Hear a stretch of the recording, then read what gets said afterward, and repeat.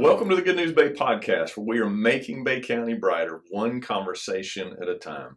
Today we have a real special podcast for you because today we have Jennifer Vigil with Destination Panama City, who knows many things about Panama City, who has been tasked with bringing tourists to the area of Panama City proper. Yes. And works together with lots of the others. I'm gonna give them just a little bit of background on you. And if I say something's not right, tell me. Okay. You've been in Panama City now since 1999? 1995. 95. Over 20 years. Well, Yes. over 20 years at this point. And you got two daughters, Sydney and Madison, Yes, who I know that you love and are proud of. You studied at Troy University. I did. You are now the president and chief executive officer of the Panama City Tourist Development Council.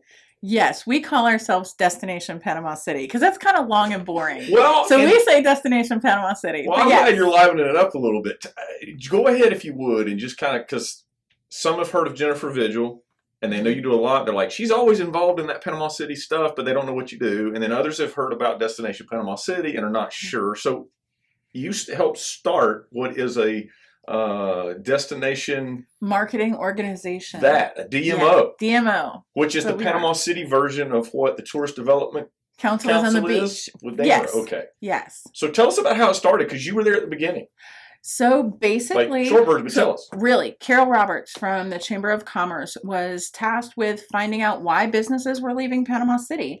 And that was in 2014, actually. Yep. And what she found out was about 25 to 30 years earlier, Panama City Beach and Mexico Beach had both started tourist development taxing districts to promote and market their areas. Okay. And Panama City just never did it. So 25 years later, Carol's like, this is what you need to do.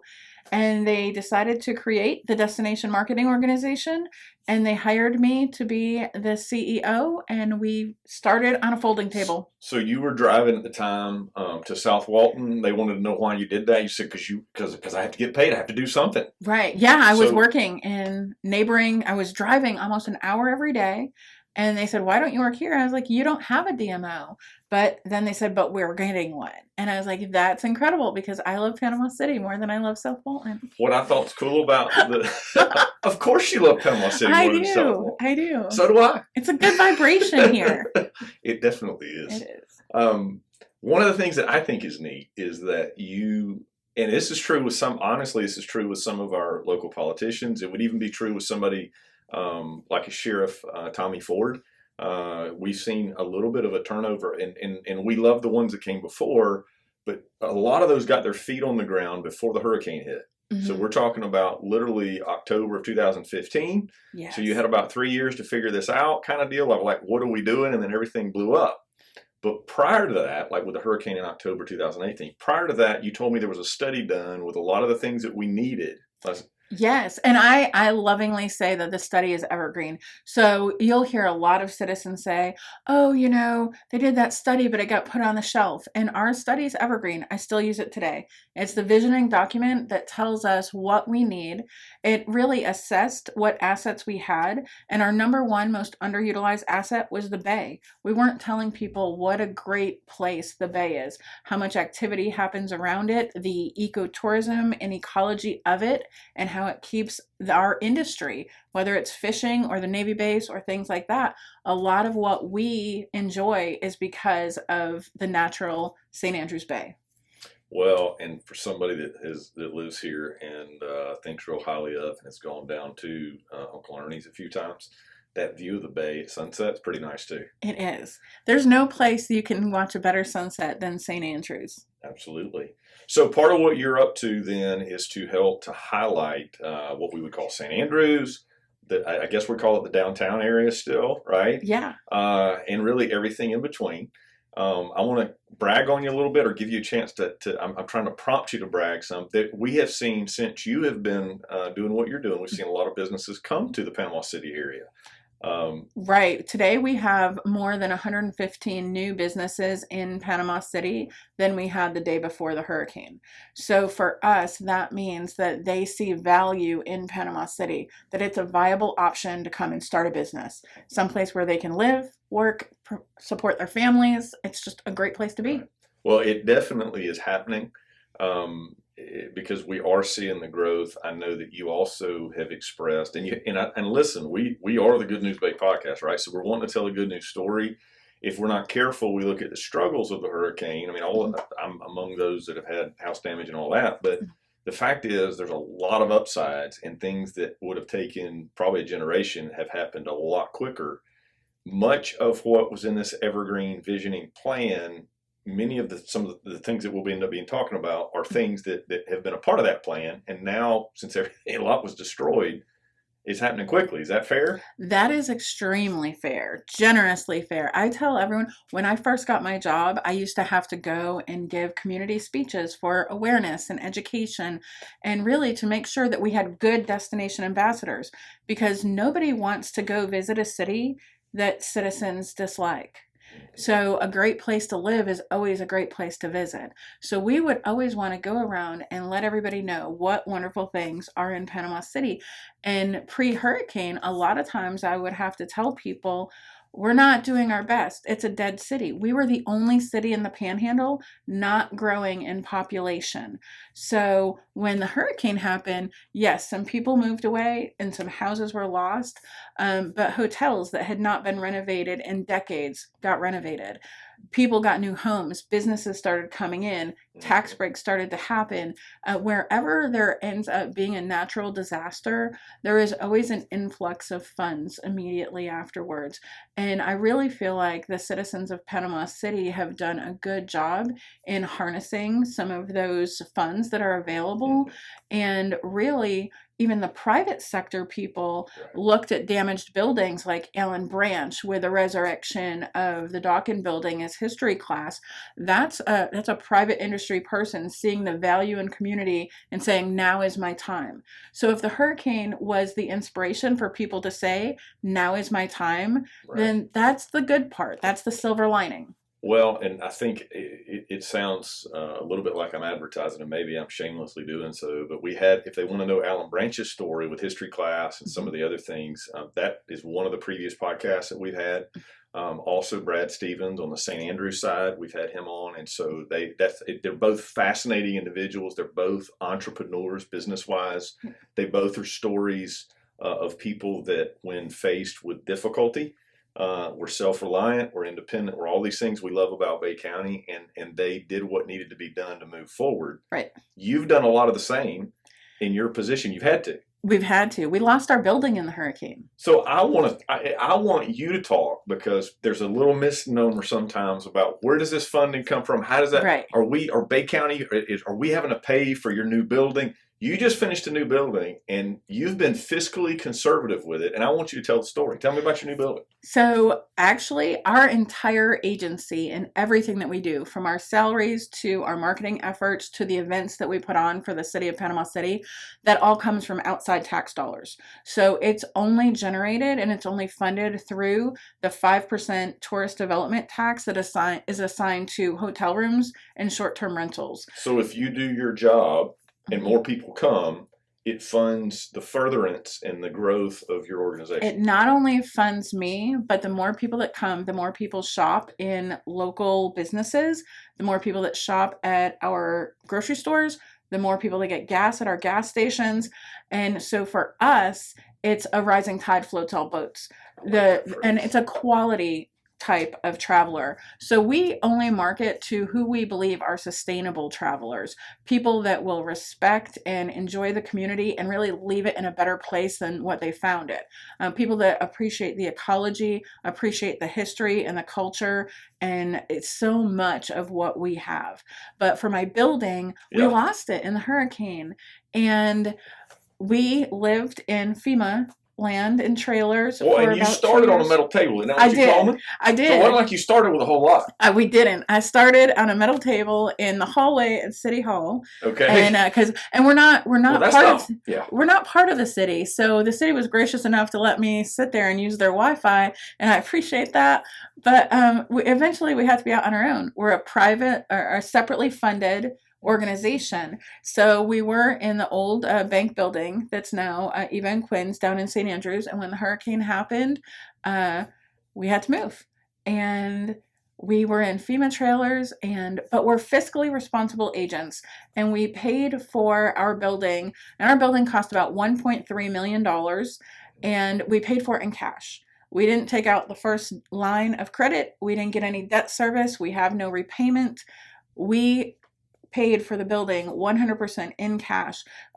We're very lucky that we were able to work with such great tourism partners that they were flexible, even though we were operating out of a FEMA trailer. But we were still able to get our marketing work done, and people still came to Panama City. So now we have that glorious building downtown that really expresses why we love PC, with big letters out there. You know, I was asking in preparation for this, I was asking some questions about like, where is the office at? And they said, you know, that the place where people get their pictures taken. Yeah. And it's the big letters, they're the different colors, and families, when they're down there, they love, I'm going to have to walk down there and do it myself one day. But it's definitely an Instagrammable moment. That's where people come to get their pictures taken. So in addition to that, I think it's important because we have grown so much since the storm.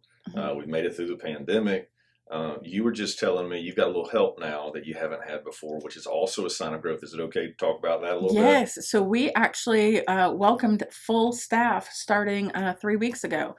Before the hurricane, I had 4 employees and myself. And after the hurricane, people moved away, and I had myself and 1 employee. I did have a part-time worker through a grant-funded organization, but as of 3 weeks ago, I have myself, 3 full-time employees, and a part-time employee. And so we're considering ourselves fully staffed and highly functional. We're excited. If people have, congratulations. If people have not connected the dots, because sometimes it takes a little bit to connect the dots if we're not familiar with all this. You basically told us at the beginning that there was evidence that we weren't doing some things in Panama City that Mexico Beach and also our beaches could do because they were advertising the area. Then you proceeded, because I asked you about all the new businesses that have come in, large part because we've been able to advertise the area, which helps all boats to float, right? Because we raise the tide. And so everybody's benefiting from that. I think you showed me you got an app or something, you were showing me on your phone the way that we know that there's continued growth in Bay County. Right, because we can't compare apples to apples. So like the beach, there was lesser damage on the beach side. The Sheridan was definitely hurt. Things on the east end of the beach were damaged. But the significant percentages were really in Mexico Beach and Panama City. Right. The day before the hurricane, we had 32 hotels. Today we have 27 hotels. And with those, I don't want to interrupt, but with those, you're doing better. We are. We're creating more revenue with 27 hotels than we were with 32, but in large part, renovated hotels, more activity, more promotion, more events are happening, more businesses have come that will help us to attract people. So the 27 hotels that we have are outpacing what the 32 used to do in terms of occupancy and average daily rates. Well, and I want people to hear that that's great news. That it's a work in progress that is working effectively. Overall in the county, our numbers are up. We expect, obviously, people are continuing to move here and come here. I wanted to say a couple of nice things. I know that one of our mutual friends that has a business downtown, I asked him about you. I was like, hey, you told me I needed to talk to Jennifer. I needed to get her on the show. And I said, what is it? Do you think I could say? He said, man, she is one of the greatest resources in all of Panama City. So what do you mean by that? He said, if I need to know what's happening, like understand where things are in the process and what I need to know about the store, like how do I help this thing move? Because business people, I mean, time is money, right? Right. And so he was really, really high on what you do. I also and he's a church member, but I also was talking to another person. I'm going to out him. It's Brian Daffin with Daffin Insurance down there. Let me just go ahead and say that. But I also had a church member that was here for supper last night, and I said, hey, I'm doing a podcast with Jennifer, and they said that they really have found you very helpful. Now, this is a person talking about businesses moving to town. They moved from Georgia, and she started a boutique with another lady down there, Jute and Paul is what it's called. Yes. And she said that you had not, and it's true because she told me the story. But basically, she was trying to find information about the city, about moving her business down there. Yeah, what the ins and outs are, how you do things. And like I was telling you, I feel like when you're a person that is really good at math, you just sort of expect that everyone else is good at math. Mm-hmm. And it's the same thing. I've been in government on the local, state, and federal level for 25 years. So when someone asks me a question, I'm like, oh, yeah, that's easy. It's this. Well, you've got a little bit of you have a very sweet smile, but you've got a little bit of an MO at times for telling the truth. I do. And that's not bad. Like I do. we don't need politicians in the role that you're in. We need somebody to tell us like it is. Be nice, but tell it. And one of the things that they've been saying is that if you can say, hey, you may not agree, but this is how it is, and we can talk later. Though I want the information, I want the feedback. And the reason this is important to me to bring out is because we've got all these things that we know have to be done. Right. Like we had Mark McQueen on here talking about the city and all the different ways that it's moving forward. And the reality is that those things take time. And so I would imagine at times you take questions from people that are like, well, why is it not already happening? What's the holdup? Exactly. And so you get to kind of play peacemaker in a way and to give updates on some of that stuff. And to tell people, without fail, we are not part of the organizational structure of the city of Panama City, but just in the nature of being the person responsible for the promotion and marketing of the city, you have to stay aware of what's going on and how things are operating. So for us, I attend a lot of those city meetings, and if I'm out giving a speech at a Rotary or a Lions Club or a chamber event or Leadership Bay or the seniors church luncheons, they'll ask questions about the city. And while it's not in my silo, I've been in those meetings, I know what it is. And I completely understand everybody doesn't have time to go to all those meetings. So it's always like, I wonder what they're doing. And sometimes I think, one of the things that we could all do better, if we're good at something, we just expect, like the math, if we're good at it, we expect everybody to know it. Right. And in government, especially in my role and in the city's role, it's really our jobs to communicate that out to people, what's going on. Because again, a city that people like to live in is a city that people like to visit. So for our citizens, we really need for them to be the best destination ambassadors that they can possibly be. After the hurricane, someone asked me how we would ever market again. And it was suggested that I would be like, oh, we should have tours of where Category 5 hurricane hit. And I said, I would much rather that we were known as the greatest recovery story ever told than the hardest hit by any hurricane. Right. And that's really what we're doing. There's a lot of effort and a lot of momentum to create something wonderful for this area. One of the things I wanted to mention as well, you and I share something in common. And we haven't talked about this off here, but we're both honorary commanders out at Tyndall. Yes. And which is great because that you mentioned being ambassadors for like the Panama City area. The military is a huge part of the diversity really of our economy, et cetera. It is. And I know both of us have been at a variety of different things where they have shown us some of the plans of things that are coming. And I guess I don't know that we need tons of detail, but would you be able to affirm that the coming of the military, like they literally are going to be bringing that F-35 squadron, and it's happening? They are. So I am the honorary commander. I don't know which one you are, but I'm the honorary commander for the 325th FSS Squadron, and that's Force Support Squadron. So my squadron is like who covers the BX and the child care center and the gym and all of those kind of things and the housing. So for me, the squadron that I cover, it's also their marketing arm. It's their events. It so parallels what I do in real life.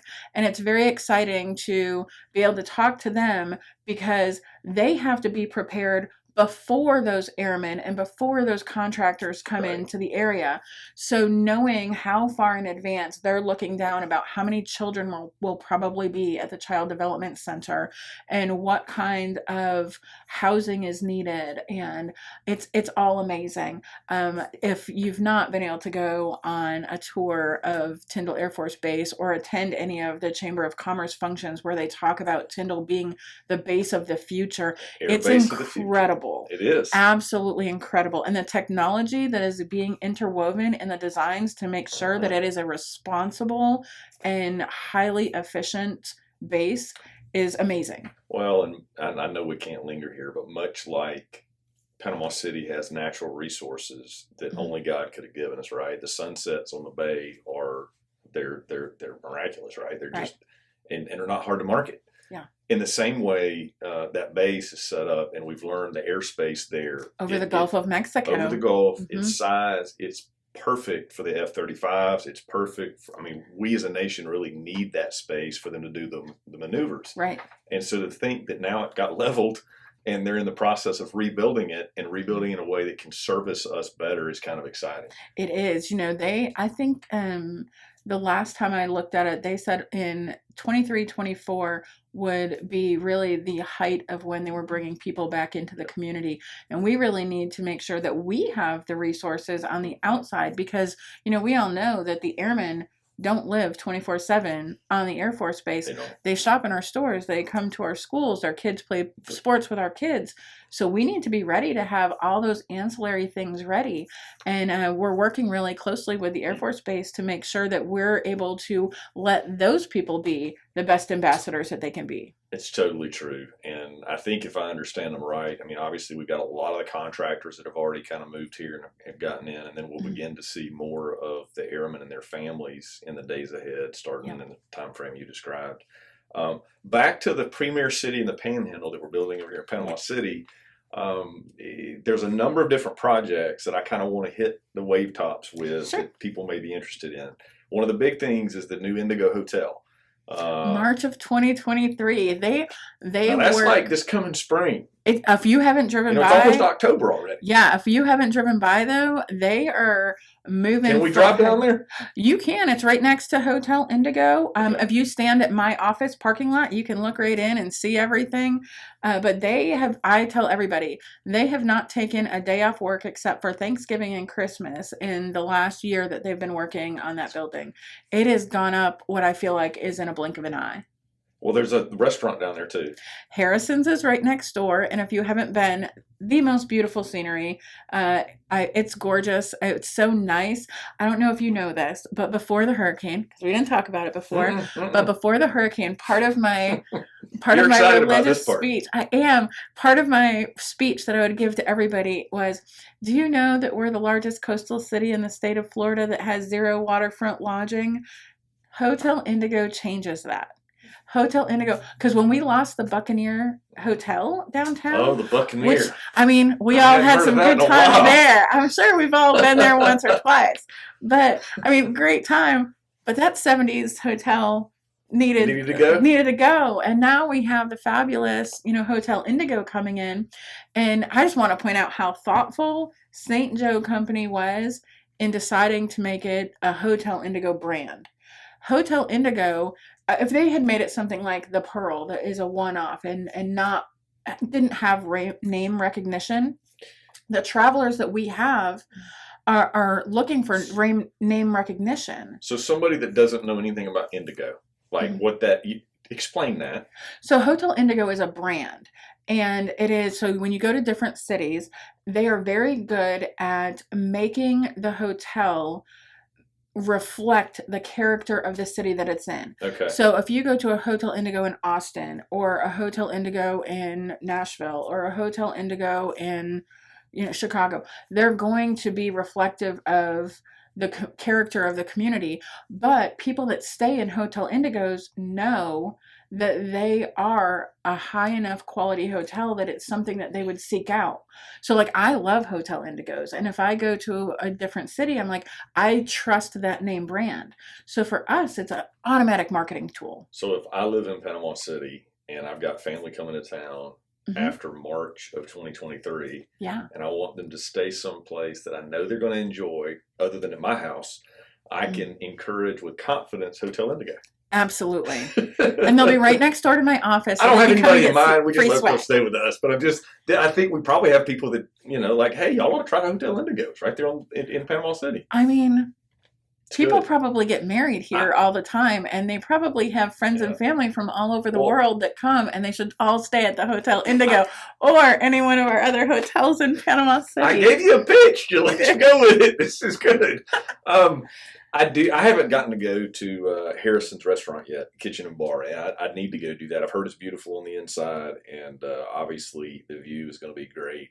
Highly recommend the pecan crusted grouper on linguine. It's a great I've never dish. had a pecan crusted grouper. It was delicious.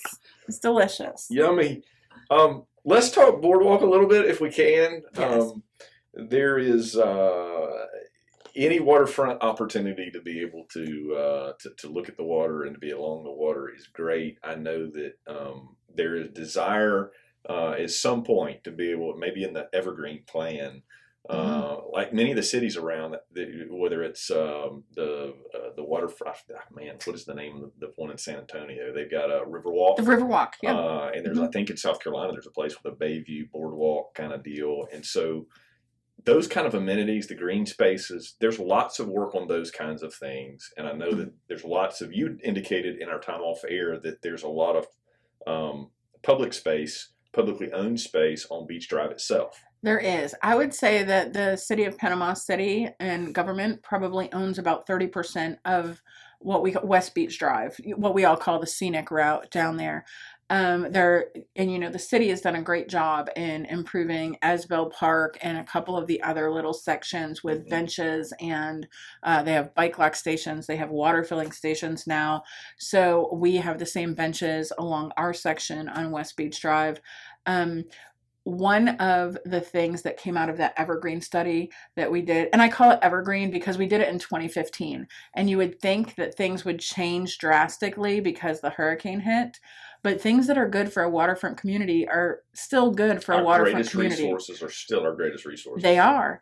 And if anybody can find this, I call it the Evergreen study, but it's called the Tourist Development and Economic Impact Report of 2015. Because it was adopted by the city commission. Can link that in the show notes. Sure, that would be great. Yeah. So it would be so interesting because nobody has to recreate the wheel. We did all of this research in 2015. So one of the things that you hear all the time is, oh, well, we need a boardwalk between downtown Panama City and St. Andrews. That's in the report from 2015. Oh, we need a civic center and a performing arts and a conference center. Also in the report for 2015.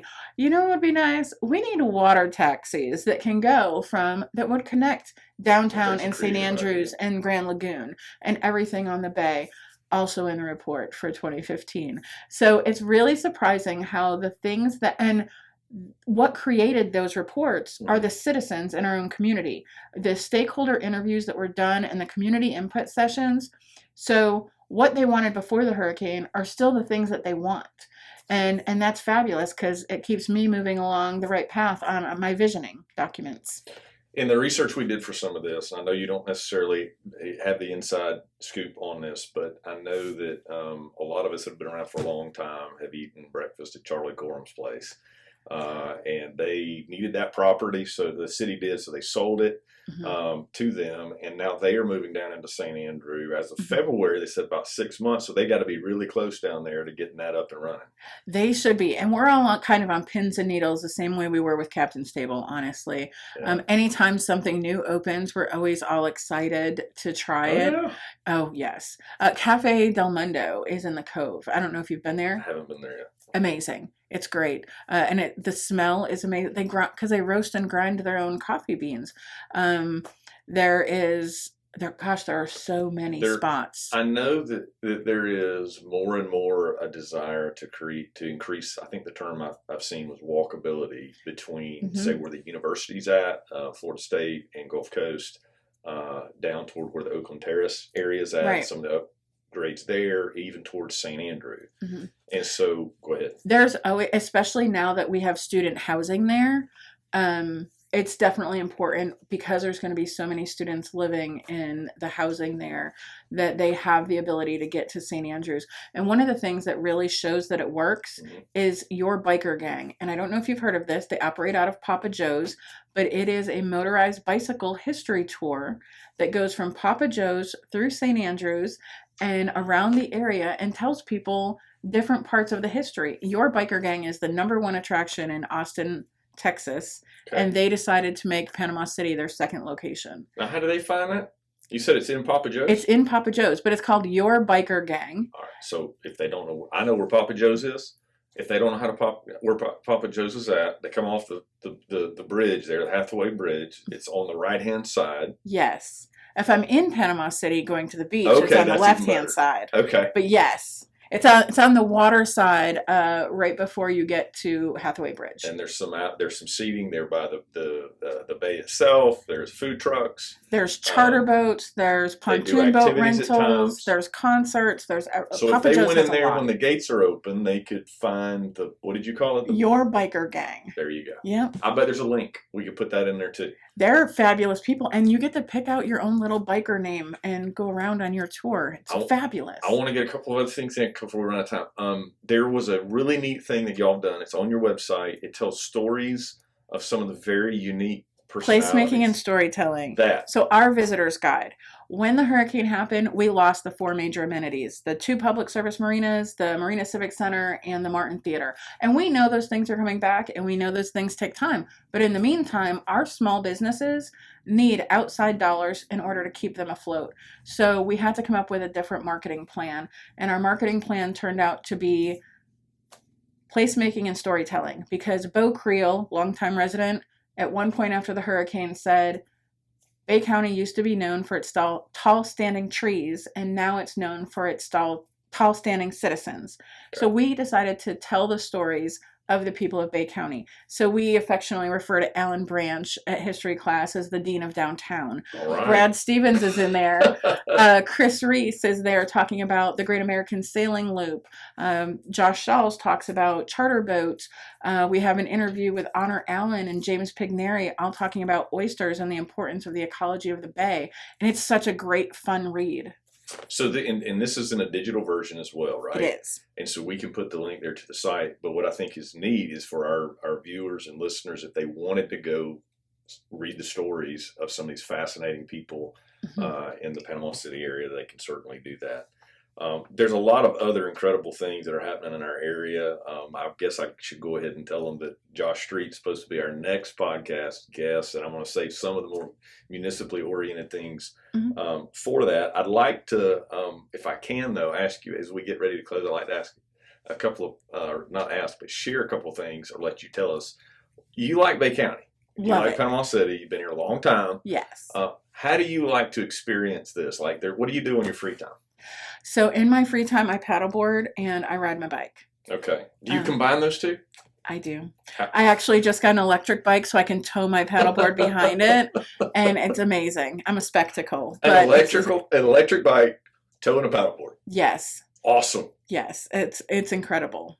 It saves you from having to lift it up on top of the car and strap it down. It's so much easier. Folks that have not tried Oaks by the Bay, they need to go down to that park. It's a great park, a lot of great walking spaces, plenty of new restaurants, both on the downtown side as well as the St. Andrews side, and more coming. And more coming. So there's a lot of good things. Do you see the future as bright for Panama City? I see the future as amazing. It's not going to look like the same place. It'll have all the same charm and character, but we're going to have so many amenities and so many things to do and so much potential for our young people to be able to make a life here and stay. One other really cool thing that I want to get in, St. Andrews School. That's a big There's surprise. Amazing things coming there. There really is. So I highly encourage everyone to go to our website and look at the Robin Malpass final report for St. Andrews School. Okay. So by stroke of luck, St. Andrews School ended up being owned by Bay County after the hurricane. And because it was funded, the purchase of it was funded with tourist development tax dollars, it has to be something that attracts tourists to the area. Okay. So after engaging some really experts in the field, because it is a National Historic Landmark, yes, the best idea out of all of them was to create a creative, cultural, and heritage center. So the inside, we hope it will be a digital projection art gallery that hosts TED Talks and comedy shows and artists in residency. The outside will have a sculpture garden and an amphitheater, and we have a lot of that available that we're still working on our website. And we have some really great, amazing private partners coming on board that hopefully we'll be able to announce soon. So those that may not know where that school is at, is there on the right on Beck Avenue, just as you come into... Right across from Enzo's Pizza. Oh, another restaurant. Now I'm hungry. This is great stuff. Jennifer, thank you so much for being our guest today. You're welcome. You are one of the people that are helping to make Bay County a brighter place, and I really appreciate you helping us do that one conversation at a time, including this one today. Thank you. Thank you for having me. Thank you so much for joining us for the Good News Bay podcast, where we are making Bay County brighter one conversation at a time. Please help us share this good news and change the conversation by liking, sharing, and subscribing to the podcast.